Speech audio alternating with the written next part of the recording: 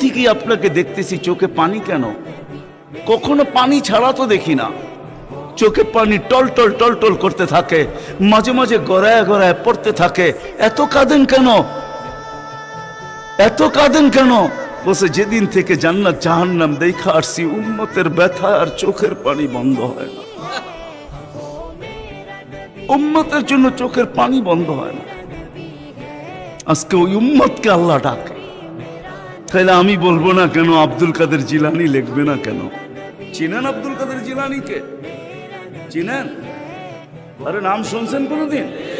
পীরানে পীর বড় পীর আব্দুল কাদের জিলানী রহমতুল্লাহ আলাই উনি লেখছেন, হায় ওর চেয়ে বড় হতভাগা কেউ নাই, ওর চেয়ে বড় কপাল পোড়া কেউ নাই, ওর চেয়ে বড় নিমক হারাম কেউ নাই, ওর চেয়ে বড় অকৃতজ্ঞ কেউ নাই, ওর চেয়ে বড় নিকৃষ্ট কেউ নাই। আল্লাহ ডাকলো আর আসলো না।